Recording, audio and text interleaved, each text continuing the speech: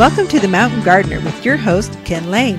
Gardening can be challenging, but with Ken's tips, tricks, and local advice, you'll reap huge rewards. Now welcome your host, Ken Lane. And welcome to this week's edition of The Mountain Gardener. This is your host, Ken Lane. We're here every week talking about the landscapes of northern Arizona. We are into the very peak of the planting season. This is when things start going in. If your yard is utterly boring, now's your chance. I mean, you can blunder your way through and make it. It's so much easier to garden right now. As we heat up into summer, it starts to dry out a little bit. But now it's like the temperature's perfect. The humidity is the biggest thing. To have a little bit of cloud cover, a chill in the evening, plants just love that.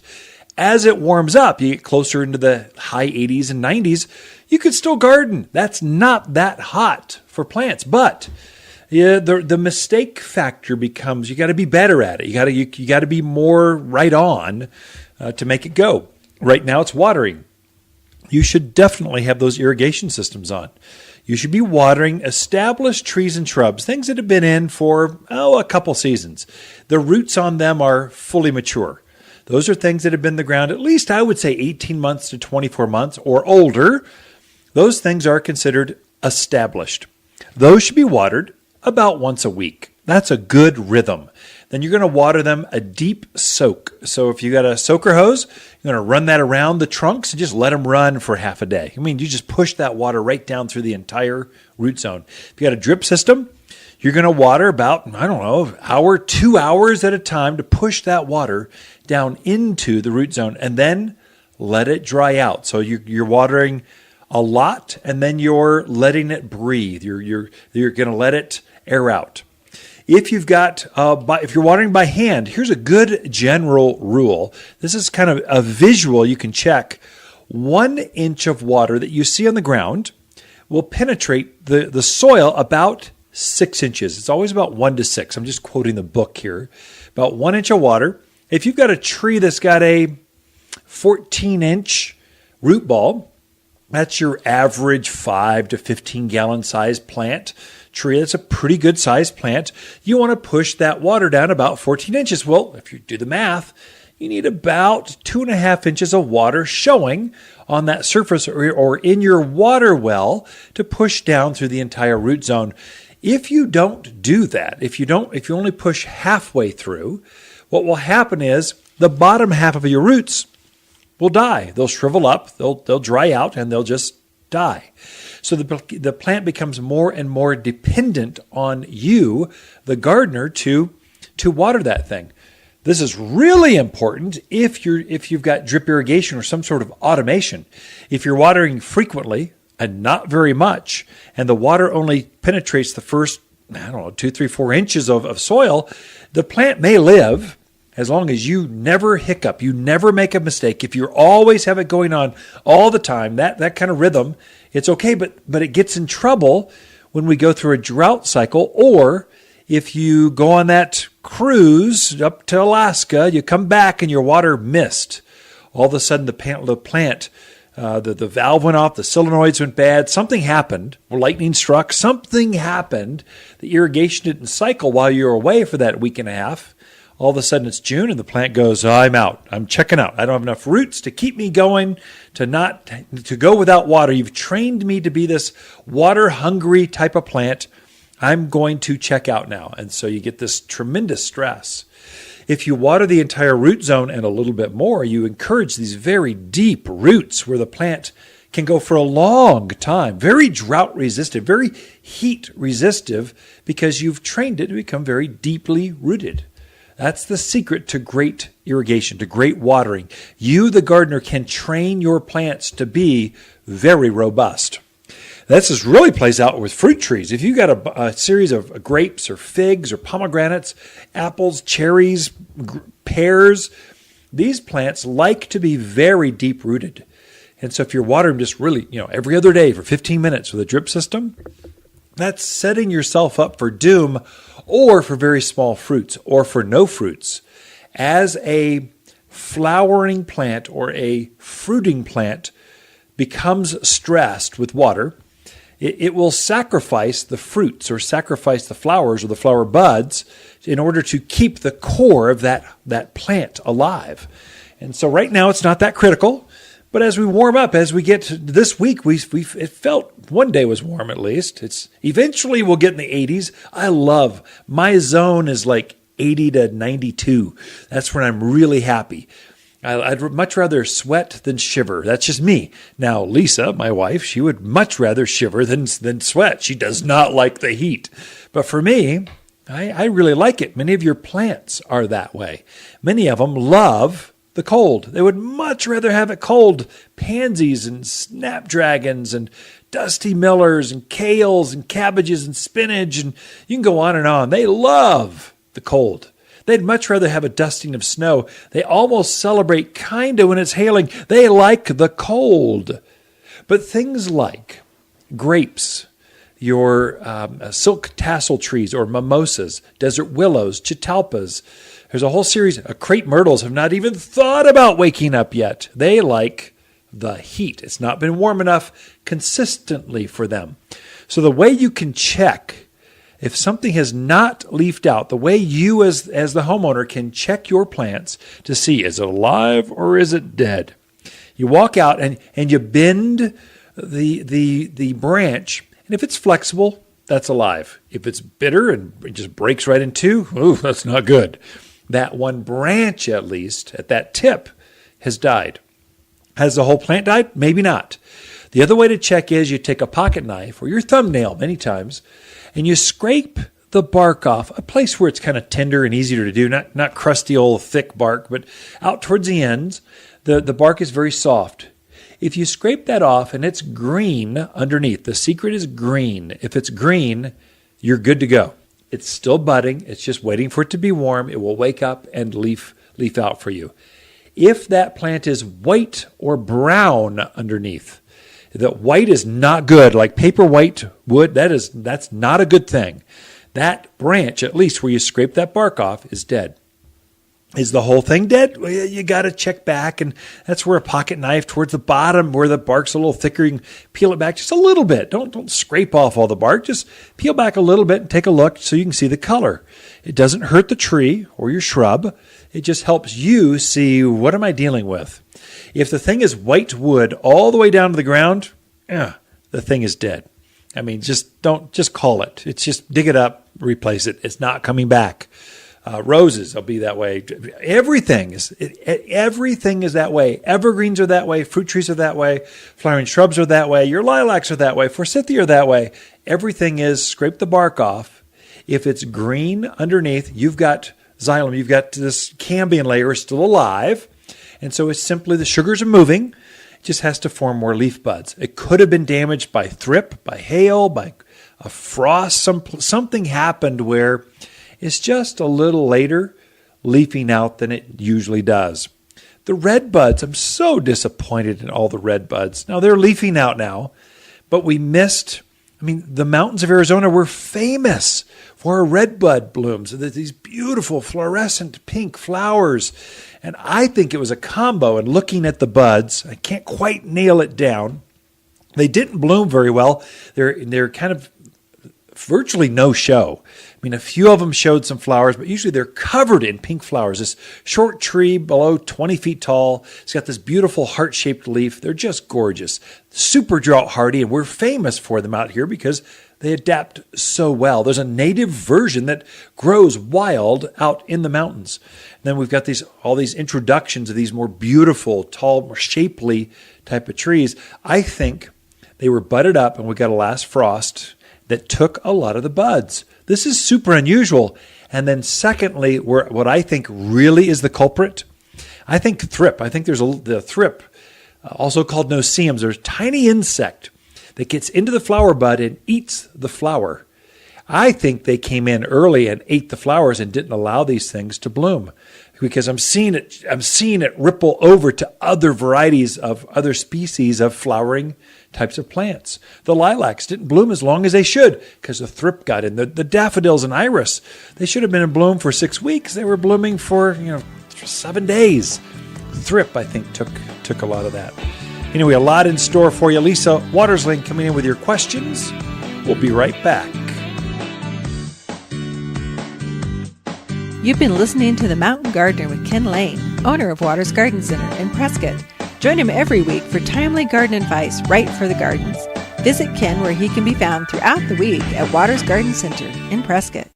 Hi, Waters with the plants of the week and our gold dust rosemary. You're guaranteed to be the only gardener in the neighborhood with this new variety rosemary in gilded edges of gold. Striking when spilling over raised beds and pots. Loves the heat generated against driveways and bright courtyards. The same zesty culinary delight in a colorful twist for under $10. Waters Garden Center, 1815 Iron Springs Road in Prescott, where people who love new culinary herbs, they love to shop.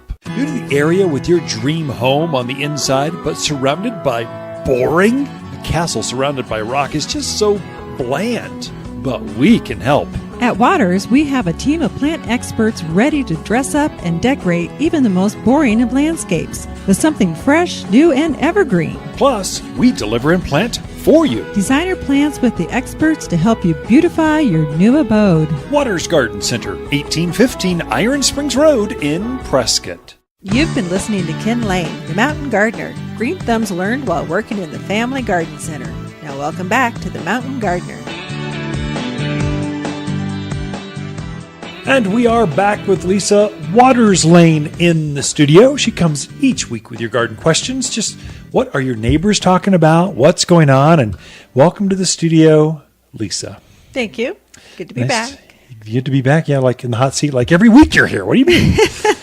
The questions that come up, there are so many of them this time of year. It's like the phone's off the hook.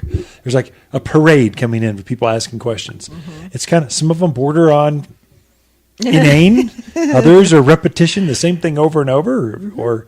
Or is that just me? Are you seeing that too? No. I mean, of course, it follows a pattern every year, and you can almost guess what it's going to be, but that's okay. I was in Prescott Valley, and they said, "Oh, the rain's going to be so good at a chamber thing." Just talking out there, and I go, "Yeah, and you better upsize the size of the width of your tires because you're going to need them as you try to gun down the grasshoppers that are the size of squirrels. That's how big and how many there's going to be out there. Be ready." So everything grows better when there's this much moisture in the spring. Everything blooms better, but so do the bugs and so do the weeds. So I think that's kind of what we're feeding off of sometimes. Yeah, it'll be interesting to see. I know this year the thrip have just been out of control. And I don't know if it was the wet winter, the cooler spring that we've had. I'm not sure what it is. Long, cool, wet. That's what thrip and aphids go crazy with. In fact, I had some multi-purpose insect spray in the garage, and I saw like the petunias. I looked inside a petunia, and there were like 20 of them. They were having a party. I think I saw it was like a Cinco de Mayo in there. Like they had salsas and chips and little sombreros in there. They were just having a party. Yeah. It was terrible. So I took that multi-purpose and I hosed down the entire yard. I took a hose and spray. I hosed. There's not one thrip left. They can fly in and come back at me, but there ain't going to be any parties inside my flowers anymore. Then I went to the backyard. Did the same thing. There'll be no flies, no mosquitoes, no thrip, no aphids. Yeah. So it's been a tough spring between the thrip, and then a lot of people got nailed by the hail. So things are looking tad rough right at the moment. But they're growing so fast. Oh, yeah. I mean, I was looking at our tomatoes that got bruised on the top of the stems. They're already starting to force new little leaves out. So they're starting to recover. Oh, true. I did take home a new watermelon, sugar baby watermelon. French tarragon came in, grabbed one of those. Yay! I've been waiting. What else? Like a few other things that I knew they didn't. I don't want to reset and start over in like 3 weeks. Basil. It was over. Got beat up so bad. Yeah. Just got another one. Right.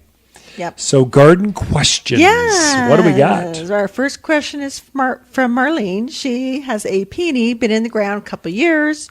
It's just not blooming, so she wants to know, what is she doing wrong? What does she need to do? Yeah, I've heard this from lilacs, peony, certain things that bloom, they count on bloom, and it stopped blooming. Iris, I heard that at the Capitol Canyon Club on Wednesday. Yeah. Why iris stopped blooming? Why? They're only 3 years old. Well, they didn't overgrow each other. That has to come down to one thing. And one thing, well, I guess it could be a couple, but one main thing, and it's food. You have to feed regularly. We do not have any naturally occurring food, and this is so difficult for folks from the Midwest to really get. The folks I was talking about iris are from Ohio. They've never fertilized an iris in their life. Why would they do that here? It had been in 3 years. It bloomed so great the first year, the next year not, and then nothing. They had one bloom in this patch. That's it. Wow. It's got to be fertilizer. So you have to be more regular. It cannot be. Stop using Miracle-Gro. It does not help you. It hinders you. You need a good granular organic fertilizer for the mountains of Arizona. It's a game changer. So if you use the all-purpose, that 744 all-purpose food, the main ingredient is cottonseed meal. Sprinkle that on 3 times a year. If you're thinking holidays, think Easter, 4th of July, and Halloween. For things that bloom in the spring, the fall feeding is the most important. I can't emphasize it enough because it uses that food to form the flower for next spring's flush of growth. Critical for apple trees, blooming shrubs for spring like lilac. So I think the peony is going to come down to, if they've had it for a while, it's going to come down to it needs more food. I would even front load it. Like with ours, our peonies are spectacular, but I give it the all-purpose 3 times a year. That's what I do.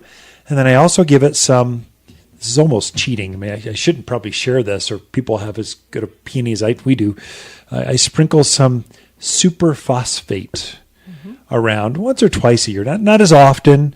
I just, that's 0-15-0, all phosphorus. And so it's 15%. That's the thing that forms blooms. If you want blooms, give it superphosphate with some all-purpose food, and you're guaranteed to have, like, wow factor. The problem is you've missed the cycle for this year. You're feeding now for next year is what you're doing.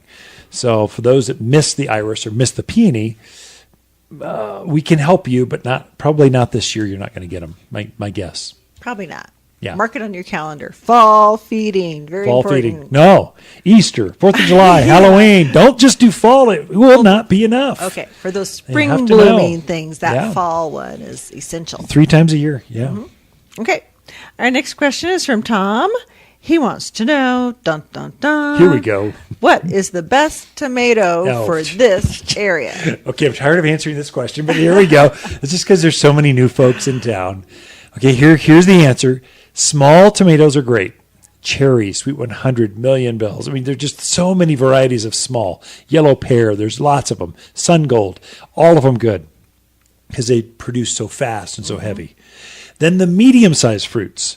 That's going to be your early girls, Celebrity, Champion, San Diego's, San Martino. There's a whole series.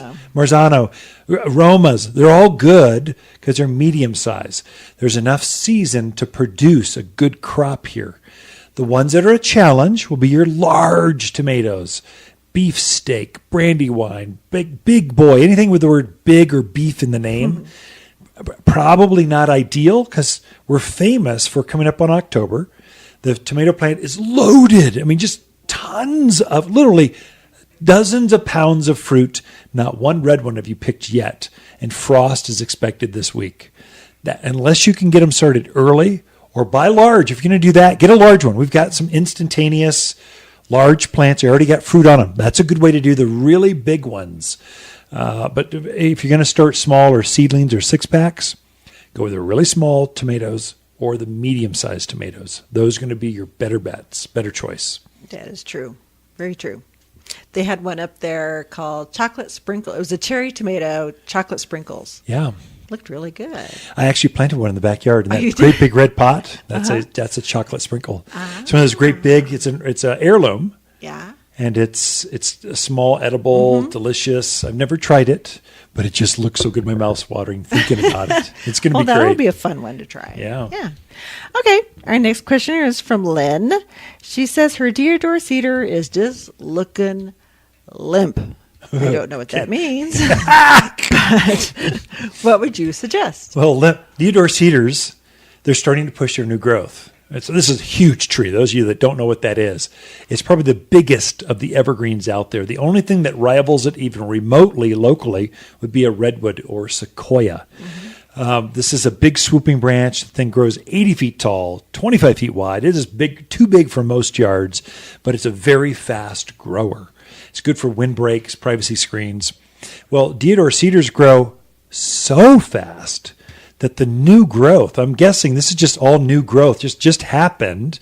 The new growth is elongating, it's growing so fast, the wood hasn't solidified, and so it's got this weepy on the ends, especially the top and the tips, have this weepy look to it because it's growing so fast. As it matures, as it grows up, as the wood, as that new ring of wood becomes larger, it will become stiffer and stiffer and stiffer, and it'll straighten back out.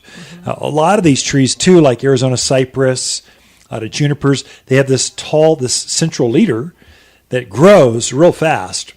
It grows so fast it kind of limps around, or it will grow one way and then turn it almost like an S curve as it grows towards the moon, towards the sun. Then it finally straightens up and has this perfectly straight central leader. Deodar cedars are exactly like that. I'm putting money on that, actually. I'd go to Vegas on that one. Want to go? So? Yeah, I always say they're the ugly juvenile tree. Yeah. Yep, that's it for Ken and Lisa Lane and the Mountain Gardeners. Be right back. You're listening to Ken Lane, a.k.a. the Mountain Gardener. Ken can be found throughout the week in Prescott at Waters Garden Center. Listen each week as he answers timely garden questions unique to mountain gardens. Hi, Lisa here with the plants of the week and our dwarf blue plumbago. If you can't grow blue plumbago, it's time to move to the city. This perennial ground cover is quick to spread and puts up with a lot of abuse from dry soil to neglect. Peacock blue flowers are held wide and very prominent against the small bronzy green foliage. Grows in any kind of garden, all for $11. Waters Garden Center, 1815 Iron Springs Road in Prescott, where people who love easy perennials, they love to shop. Gee, my flowers just bloom too much. Said no one, ever. Hi, this is Ken at Waters. We had a crazy winter and everyone's ready for flowers in the garden. Waters Flower Power is made specifically for Arizona that gives flowers that extra boost to burst into bloom. It's an energy kick in the plants. Get ready for roses that rule, peppers that pop, and tomatoes that triumph. More power to the flowers with Flower Power at Waters Garden Center in Prescott. You've been listening to The Mountain Gardener with local expert Ken Lane. Join the conversation every week as he answers timely garden questions. Email Ken a question directly from your phone to his desktop through the web at watersgardencenter.com. That's Waters with 2 T's, gardencenter.com. Now welcome back your host, Ken Lane. Let's cover plant zones real quick. So a lot of you are new to the area. You're new to this God's country, this higher elevation of gardening, and you have to be more aware of zones. The growing zone. And what that really is, there's a USDA chart. They've actually mapped out the entire U.S. and they've given it a number. This is growing zone number 1 or 10 or 11 or 12 or 6 or 8. It just has this number to it. And when you're reading plant tags, it'll actually say good to grow in zone 9. Here's what we are in the mountains of Arizona. Let me tell you what your number is. You ready? This might be worth pulling over if you're driving, pull out pen and paper, or look back later, listen to the podcast. So you can kind of double down on this.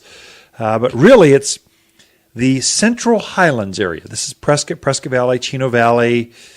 I would say this area is a zone 7. Okay, that's it, zone 7. Plants need to be able to go down to 5 degrees. We rarely see below 5, but if you've got, this is cold hardiness is what this is. So this Central Highlands area, we can grow plants that are 7, zone 6, 5, 4, 3, 2, 1. 7 or below, we're good to go. A zone Flagstaff, you all you're colder. Williams, you're colder. The White Mountains, you're colder. So you're going to be more like a zone 5. You need plants that can go down to minus 10 because you definitely hit that sub-zero more often than we do in the Central Highlands. You folks out in Dewey, Humboldt, Cordes Junction, Camp Verde, Cottonwood, Sedona, you're going to be a zone 8. You need plants that can go down to about 10 degrees. It definitely gets cold. You definitely freeze, but it doesn't freeze as much.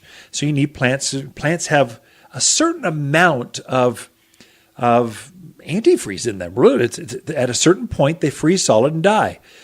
Things like a lilac. I think that's some crazy thing like a zone 3.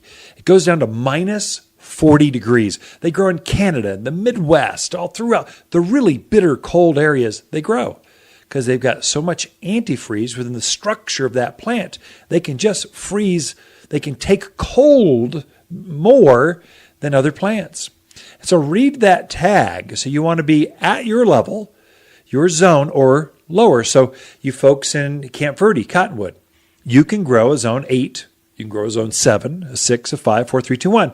You cannot grow a zone 9, 10, or 11. That's more like Black Canyon City. That's more like Phoenix or Tucson. Those are zone 10s, 11s, 12s. That's desert plants. That's Palm Spring. Never sees freezing at all. It just can't take, if it even looks at it cold, it peels, dies. Kind of like basil. Cilantro is that way. Certain plants do not like cold. If you even look at them, if you're cold outside at 2 o'clock in the morning, so are they.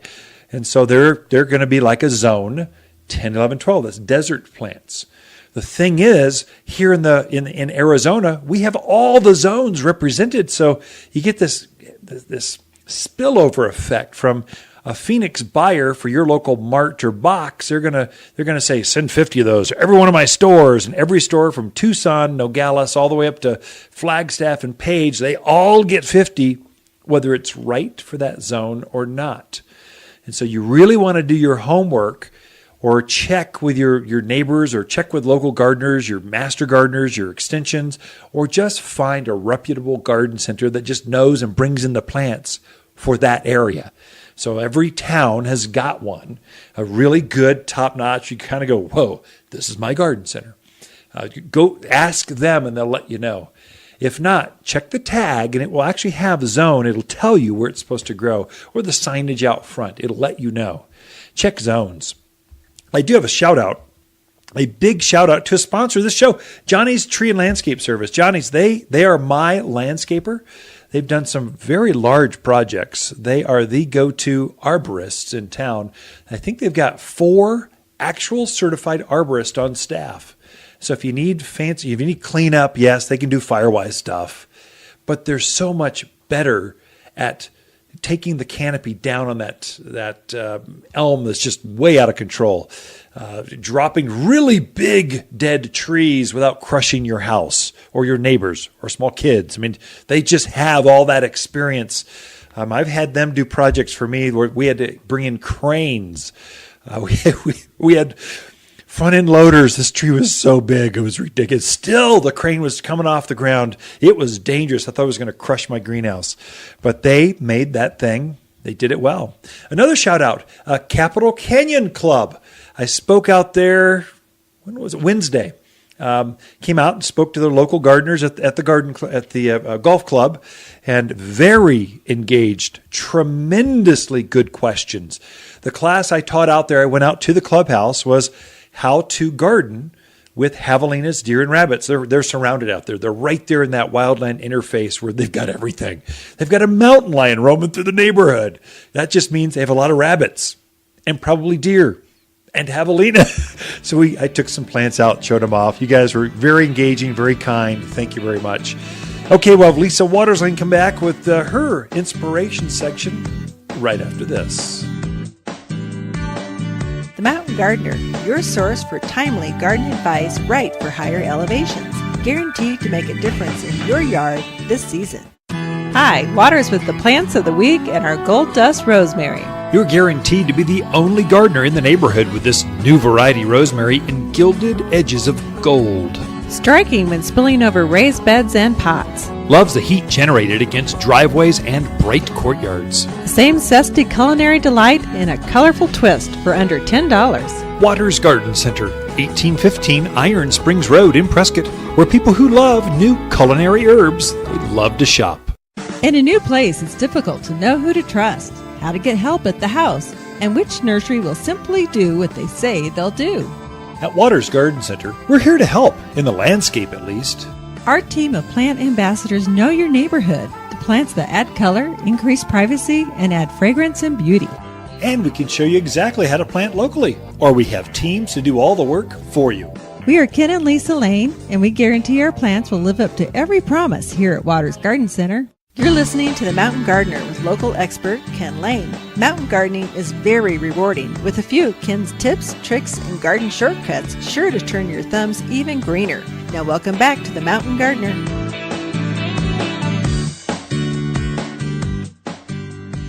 And we're back with Lisa Waters Lane in the studio. She comes each week and just inspires us with that artistic flair she's got. I was out washing the car in the driveway, and some neighbors went by and said, "Your yard just looks beautiful." Mm-hmm. Well, that's Lisa. So just kind of how do you do that? How do you pull it off? And you bring your ideas. What do you got for us this week? Welcome. Well, thank you. This week we got some beautiful hydrangeas in, so I wanted to talk about hydrangeas because it's probably one most people think, "Oh, we can't grow that here." Oh. So, or they think they can grow it like they grew it in California, and they that's right. Yeah. throw it out in the full sun and it shrivels away. Because the hydrangeas are beautiful. They're absolutely gorgeous, but they do need some very specific requirements. What would those be? Shade. Yeah. Definitely need some shade, or very filtered light underneath stands of other taller trees would work. But yeah, they just cannot tolerate the full hot sun that we have here. And then when you plant them, whether you go into a container or whether you go into the ground, you better make sure you have some really nice soil that they're going into. They need a really rich organic soil. And the other thing you're going to fight here is our alkalinity. So those ones that are blue normally, if you don't help them fight that alkalinity, they're going to turn pink. How do you? I like pink, but they're famous for their blue. Mm-hmm. Actually, they're coming out with a whole series of whites and pinks that are really spectacular, very bright, very big. But if you really want the blue, how do you help folks bring the blue out? Well, there's a couple things you can do. Using aluminum sulfate definitely helps. It's a granular mineral you're adding to your soil. It just helps bring out that blue in things. Works great for blue spruce, too. Kind of keeps it really nice and blue. So you can put that in your soil. I would also say use the 744 all-purpose food that you've created, because that really helps bring down that alkalinity, helps keep things more acidic. Plus, it's just kind of feeding your soil and just keeping it nice and healthy with good things growing in it. I would also say when you're planting a hydrangea, I think it would be extremely important to use the AquaBoost crystals, because those crystals help maintain the moisture in your soil. And that's, I think, probably the main thing here with hydrangeas is just drying out. They get real wilty. They're real talkative. So if they dry out, at the end of the day, they'll kind of weep down. And if you can keep that moisture in around the root balls, that's what the AquaBoost does. It holds the moisture right at the root level. They're less of a crybaby. They're less weepy kind of stuff. Absolutely. Yeah. So, and the other thing about hydrangeas, they're going to die back, most of them, to the ground. That's correct. Here, yeah. And a lot of people kind of freak out because that's it died, it's dead. But no, you just got to give it a little time. It'll come back up in the spring. I would say too, just in that regard, to have the right kind of hydrangea. You have to bloom in the mountains of Arizona. You have to plant a repeat or reblooming variety of hydrangea. And what that means is most of the Midwestern hydrangeas that are real famous there, they bloom on second-year wood. Well, the winter is going to kill this thing back to the ground. All the wood will be killed back like a perennial. And it'll come back with fresh, new foliage, new stems, a whole new bush every year. But it's all new wood. And so if you have one that only blooms on second-year wood, you have this beautiful hydrangea and never a bloom. The repeat blooming varieties, which is more specialized, they bloom on first-year wood. That's ideal for the mountains, for high-altitude gardens. So you got to do a little homework on which ones, or know who you're buying it from, so that you get the right varieties. So it's pretty more than just the first year. Right. It's pretty there every year thereafter. There are perennial varieties that are spectacular here. Definitely. So the ones that we got in, there's 2 in the Let's Dance series. I like how they name these. Yeah, of course. Blue Jangles and Rave. And Blue Jangles, kind of more of a compact. It doesn't get as leggy as some of the others. About 2 foot by 3 foot. So it will fit nicely into a pot or a container or into that bed, that nice shady bed that you have. Blue Jangles is kind of almost a sky blue. It's very pretty. It's deeper blue. Yeah. So it's like a purple blue. It almost has a blue with a purple tinge or something. Something like that. It's so pretty. I Instagrammed it because it was just you've never seen one of these. Look, Blue Jangles. And then Rave is a little more pinkish blue. If that makes sense. It doesn't. I know. As a man, describe that to me. You know what I love what I love about a lot of the hydrangeas is as that blossom opens and matures, you get a change of the colors. You know, like the Blue Jangles kind of has more of a creamy look to it, but as that blossom opens, it turns blue. Yeah. It's just really cool. Yep. Blue Enchantress, that's probably one of the bigger ones that we have. It's going to get 3 to 5 foot tall and wide. So we want some space to grow. It's kind of a soft blue color to it. Traditional. I always think of it as traditional hydrangea, which you always expect. Mm-hmm. And Pink Elf. Pink Elf is probably the smallest. It gets 18 to 24 inches tall and wide. A nice, pretty pink color. But it's probably the most compact of all the hydrangeas we have. Very nice for containers. And then they have the Seaside Serenade series. That sounds pretty. I want a hydrangea to sing to me. That sounds good. I know. They have one called Cape May that I grabbed my attention like you wouldn't believe. So when it's still kind of in bud, it's kind of lavender. And then as it's starting to open, it turns more pink. And then as it matures, it goes to purple. And you're seeing neat. all those colors on the bloom, at different processes through there. It's just really, really pretty to look at. I had a pink elf in that back, Smith & Hawken copper pot in the back patio. Had a hydrangea back there, and it got drowned with all that snow we had in the March. It was coming out, and then it drowned, and then so it died. So once you grab one that you want, I'll pot it up back there. It's our entertainment area. It's the north side of the house. Perfect. Right. Yeah, it wasn't the cold that got to it. It was just the sheer too much moisture. Too wet. I mean, it was just I felt sorry for it. Thought I could bring it back, but there ain't no bringing that one back. Not coming back. Nope. I might grab one of those Cape May ones. Yeah, they were spectacular. And then the other series within the Seaside Serenade is the Hamptons. And that one gets a little bigger. That one's about 3 by 5. Cape May is about 3 by 3. This one's more of that pink, so it's really creamy. And then as it opens and matures, it turns to a pink color. Yeah. Really You know pretty. what goes with hydrangeas so well, kind of companion, side by side, is Lily of the Valley. And that is same exact, it has more fragrance, same size, they're companions. They love to grow together. Definitely. But that one is evergreen. And it blooms a month earlier than hydrangea. So it's been in bloom for 2 months already. And now it's just about to fade, pushing new growth coming out. It's got that pretty new fiery red growth to it.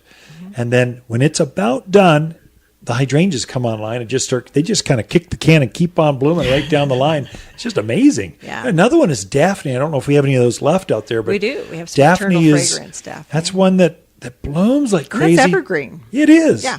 It's been in bloom for 2 months. Great fragrance. And then about the time that gets done, hydrangeas come online and keep it blooming. And hydrangeas, they'll bloom pretty much through the entire season. They're just amazing plants. In the shade, mainly the shade. Right. Good places for those shades. There's one more plant out there, not a hydrangea, but I thought it was so pretty. It's a magical fantasy Weigelia. Oh. Has a two-tone variegated leaf to it, kind of a cream and a green, very soft green. And then the blossom is just a really beautiful pink blossom on it. Oh, really? And I I thought don't that think had a we've red, had that so before. that's a new variety then. So what's that called again? It's magical fantasy. Magical Fantasy Weigelia. Yeah. Which Weigelia does great here. but I've not heard of it with a pink I think color. it must be a new one because I haven't seen it before. Ooh, I'll look at that's on the front patio? Yes. Oh, I'll go take a look at that. That sounds exciting. So we had Lisa Waters Lane in the studio. She's here sharing her ideas of what can be planted now that will just give your garden a boost, looking good for the rest of the season. Thank you, Lisa. Be right back with this and more.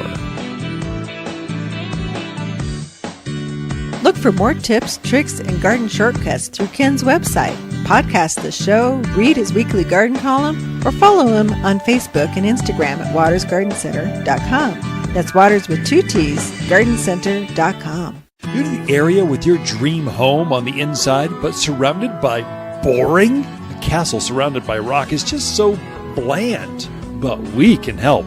At Waters, we have a team of plant experts ready to dress up and decorate even the most boring of landscapes with something fresh, new, and evergreen. Plus, we deliver and plant for you. Designer plants with the experts to help you beautify your new abode. Waters Garden Center, 1815 Iron Springs Road in Prescott. Hi, Lisa here with the plants of the week and our dwarf blue plumbago. If you can't grow blue plumbago, it's time to move to the city. This perennial ground cover is quick to spread and puts up with a lot of abuse from dry soil to neglect. The peacock blue flowers are held wide and very prominent against the small bronzy green foliage. Grows in any kind of garden, all for $11. Waters Garden Center, 1815 Iron Springs Road in Prescott, where people who love easy perennials, they love to shop. Welcome to the Mountain Gardener with Ken Lane. Gardening in the mountains is different. Listen to Ken's tips, tricks, and garden shortcuts guaranteed to make your gardens more beautiful than ever this year. Now for better advice that works locally, welcome your host, Ken Lane.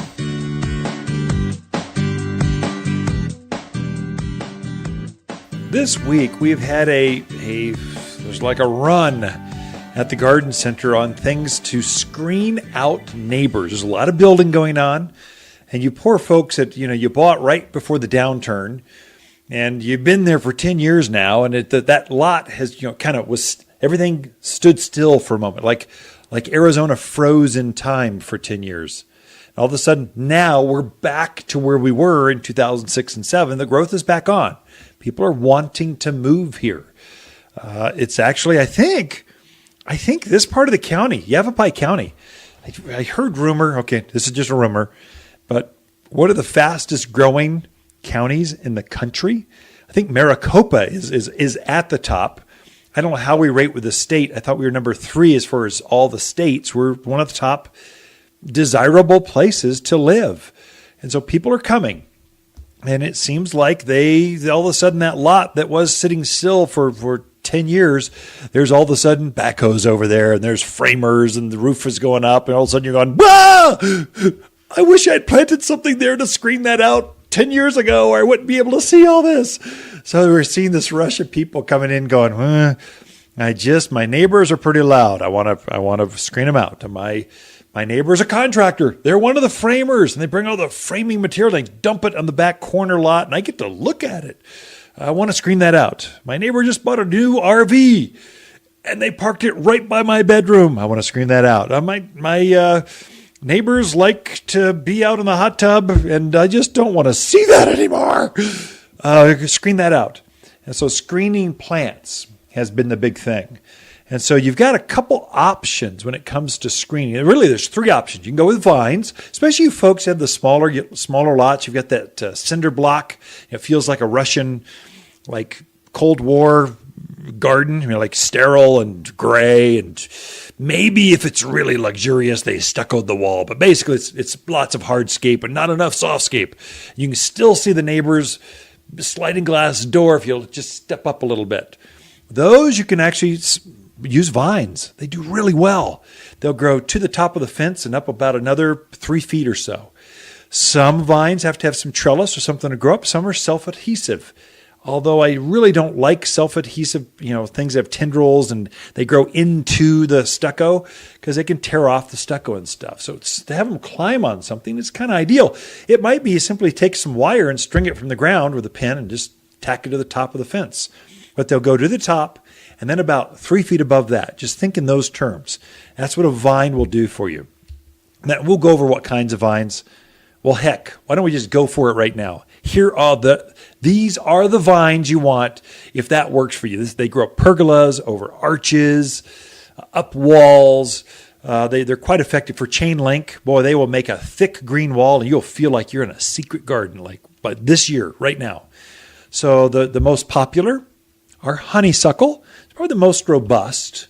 Has a honeysuckle flower, comes in yellow like you're used to, reds, lemonades, oranges.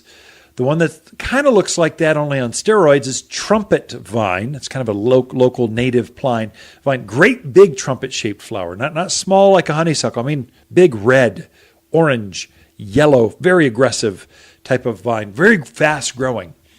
Another one is ivy for more shaded areas, or akebia, 5-leaf akebia, very fast growing evergreen type of vine, very fast. I mean, it'll grow 6 feet like this year, maybe more.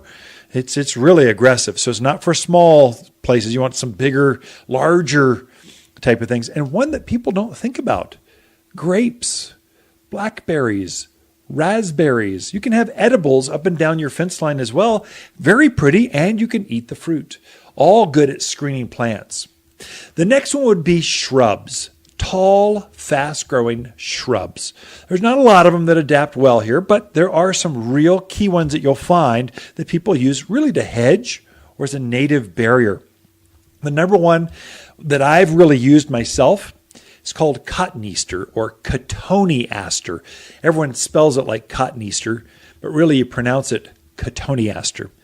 Parnii cotoneaster or red clusterberry cotoneaster. This is a great big shrub, evergreen, up to about 8 feet tall. Likes to be cut on, or you can just let it go wild, let it go natural. That's another good choice. The most popular of all of them, I think it's almost overdone, would be red-tipped photinia. This is a 12 by 12 by 12 beast. I mean, small children, dogs have been lost, and red-tipped photinia is way too aggressive for small lots. But if you've got some big driveways, you want to really get something fast, red-tipped photinia works. The reason I don't care for it as much is it's disease-ridden, and deer eat it, and it's not drought-hardy, and there's a lot of things. You have to actually pamper it to really keep it looking good. Lots of fertilizer, which, I sell fertilizer, so that's okay. But your cotoneaster is going to be half the effort for the same size as a red-tip photinia. And it has white flowers and red berries. But red-tip photinia is the number one seller. I'm putting my kid through grad school just by selling red-tip photinia. We sell so many. But that's a good choice. Another one are euonymus. There's a whole series of plants that kind of looks like red-tip photinia, but it comes in green or a silver color or a gold color. It comes in different colors. You have more choices. Again, it's used often as a hedge, up to about head high, 5, 6, 7 feet tall. Likes to be trimmed on, or you can just let it go wild. But a good evergreen type of shrub that just grows fast, really fast. The one that I use myself is called Elaeagnus or silverberry. This is the local native. I have the actual native has kind of a blue foliage. Then we've got a silver-edged silverberry. It's got a gold edging variegation to it. It's very striking, but it's related to the native. So this one, you get up to size, cut it off of, all care. It will never need to be watered again. It hardly has to be trimmed. It just needs no care, but it's evergreen. That's a local native for you. Grows up about 7 feet tall or so and thick. I mean, you're not going to see through this thing. Good evergreen type of plant. Those are probably the best or fastest growing of the shrubs. There's nandinas, there's some other things, but they're not quite as robust. But then you jump over to the upright evergreens. These are going to be like your upright junipers and cypress and cedars, these evergreen plants. You can even go as far as junipers, spruce and pine, like Austrian pine. Very fast-growing, long-needled pine, grows probably 18 inches a year, grows thick, goes about 30 feet, 25, 30 feet tall by, 18 feet wide or so, and just thick. If you've got more of a cabin kind of feel, it's a great choice for that. Of course, spruce That's the one that looks like a Christmas tree. Tremendous choice. Of course, it's got this pyramidal look to it. So it's got to be, let's say you want to screen up to about 8 foot level. Well, spruce really isn't going to do it justice until it gets up to about, 12 feet tall. Because the point, the bulk of the body is down halfway to the bottom to the ground. It's got this pyramidal shape to it, but tremendous, very pretty, tremendous silver colors and blues. You just get these striking colors. For Elise and I, we out in our front yard, we changed the lawn out. We put in this beautiful patio. So we've got fountains out there. It's a thyme lawn, lots of color bowls and containers. Well, you can see across the street to our neighbors who are just above us, and then everyone that walks by. We wanted more privacy. So there we put out in front of our yard a double row of Spartan junipers. It's this very bright green. I mean, we wanted this to feel like a secret garden. And we had enough blue in our neighborhood, enough of the Arizona silvers and blues. We wanted something contrasting, bright green. So there we took Spartan junipers. This plant's going to get, 10 feet tall by 4 feet wide. And so we just packed them in until we've got this screen. We now feel like it's a secret garden. When you're doing the math on how many to plant, take however, the tag will say it grows, 5 feet wide or 20 feet wide or 10 feet wide. Just take that and divide it in half. And that will be your spacing. If you want a solid overlapping green pattern all the way up past head height, just take that number, divide by 2, and that will be your spacing up and down that row. That'll give you a living screen that you can feel safe behind. So that's the math. If you get in trouble too, you can always come talk to us. We'll help you kind of space it out. I've lined more gardens out on the walkways here at Waters Garden Center, helping, okay, here's your spacing. How's it look? Is this what you wanted? They go, yeah, let's do it. Have it planted. And so then we start wrapping things up. Okay, we'll be back with more right after this. You're listening to local garden expert Ken Lane, the owner of Waters Garden Center. He can be found throughout the week at Waters Garden Center, located in Prescott, 1815 Iron Springs Road.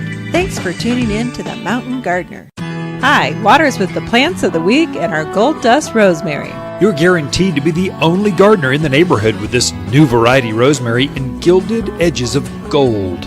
Striking when spilling over raised beds and pots. Loves the heat generated against driveways and bright courtyards. The same zesty culinary delight in a colorful twist for under $10. Waters Garden Center, 1815 Iron Springs Road in Prescott, where people who love new culinary herbs, they love to shop. Hi, Lisa here with the plants of the week and our dwarf blue plumbago. If you can't grow blue plumbago, it's time to move to the city. This perennial ground cover is quick to spread and puts up with a lot of abuse from dry soil to neglect. The peacock blue flowers are held wide and very prominent against the small bronzy green foliage. Grows in any kind of garden, all for $11. Waters Garden Center, 1815 Iron Springs Road in Prescott, where people who love easy perennials, they love to shop. You've tuned in to The Mountain Gardener with local garden expert Ken Lane. Join him each week as he answers timely garden questions that are sure to make a difference in your gardens. Now welcome your host, Ken Lane. Here's a bit of advice I can give you that'll really be a game changer. I mean, right now, they'll really up your success rate. If you're planting any kind of new plants this spring, my name's Ken. We're just friends, and we're talking over the back fence, and we're just neighbors. Here's some stuff that's worked for me, and I think it will help you as well. So when I'm planting, I've planted quite a bit. I've got my vegetables are pretty much in. I've got a few more tomatoes that a friend gave. I want to plant my giant pumpkins. But every time I plant, I've got some new shrubs in. Every time I plant, at the bottom of the planting hole, I will sprinkle just a touch of Aqua Boost crystals. Plants are sensitive. We're going into our dry season, and what these Aqua Boost crystals do is they'll hold moisture, hold like 200 times their weight in moisture, so they keep the water right at the root level. This is critical for you folks, let's say out towards Granite Mountain, where that ground gets really crushed granite. The first couple feet is nothing but sand, crushed granite. Just water goes right through it, and then you hit this hard pan. You need to figure out ways to keep the water up around the root balls. And you do that by adding some compost, but really it's the AquaBoost crystals. I'll sprinkle a tablespoon or two in the bottom of the planting hole. I'll kind of mix it in. Then I backfill around my root ball. So at the bottom of each of these root balls is this AquaBoost crystals. It keeps the moisture around the roots, doesn't allow it to dry out as quickly. It can if you just totally ignore it, but it just really takes the edge off. You can double the amount of time or distance between water cycles. You can expand how you don't have to water as often. Did I explain that right? So you're not watering as often because these crystals, AquaBoost crystals, are holding the moisture there. For those of you in the heavy clay soils, it does the same thing, but there you have a tendency to overwater. You're filling up the air pockets with water molecules, and so the plant drowns. You get root rot. So there, as the crystals swell and they shrink, they release their water back to the plant. They swell up and shrink. They're going to keep the pores open in and around that root ball, so you allow more air in around the root ball. You get stronger root growth. These are things we make them here at the Garden Center. We infuse these polymer crystals with mycorrhizal fungi. You organic gardeners, you love this. Like all of a sudden your ears perked up and went, what? I can't believe it. Someone knows how to say mycorrhizal. So anyway, there's beneficial things in your soil that plants love to see. When they see worms, and beneficial fungi and mycorrhizals in the soil, it becomes alive, and the plant goes, whoa, there's something going on here. I think I'm free to root, and they start rooting out. So mycorrhizal fungi, they encourage the plant to root deeper, stronger. And so you got AquaBoost crystals, they encourage deeper roots, and they hold the moisture around it. It really takes the edge off. It's a game changer for things that bloom or fruit. So if you got a tomato plant, we're famous for our tomatoes being thick-skinned or they'll crack on you. That is purely because the water between dry and wet cycled so much during the heat of the day that the fruit swelled up, plumped up during the morning, and then shrank during the day, and it cracked. And so the walls on your peppers will be thinner, your pumpkins will be smaller, of course, zucchinis are always the size of canoes if you let them go very long, but it helps to even out the root, the water at the root levels. AquaBoost crystals, that's the one thing I can give you that'll really make a difference in your garden right now, especially if you're doing containers, raised beds. Anytime I plant, but especially my containers and raised beds, I definitely give them a dose of AquaBoost crystals. A little bottle costs like under $20 and it lasts for a season's worth. I mean, you got enough for the whole season. It's really helpful in a dry climate at high altitude. Ken and Lisa Lane, we camp out here at Waters Garden Center. We love talking to fans of the show as well. Thanks for tuning in. In a new place, it's difficult to know who to trust, how to get help at the house, and which nursery will simply do what they say they'll do. At Waters Garden Center, we're here to help, in the landscape at least. Our team of plant ambassadors know your neighborhood, the plants that add color, increase privacy, and add fragrance and beauty. And we can show you exactly how to plant locally, or we have teams to do all the work for you. We are Ken and Lisa Lane, and we guarantee our plants will live up to every promise here at Waters Garden Center. If you want a more fruitful garden, increase success in your landscape that just feels better, then tune in every week to The Mountain Gardener. Years of tips, tricks, and garden shortcuts are guaranteed to make your gardens nicer than ever. Listen to this podcast or read Ken's weekly garden column by visiting watersgardencenter.com. That's Waters with 2 T's, gardencenter.com. Thanks for tuning in.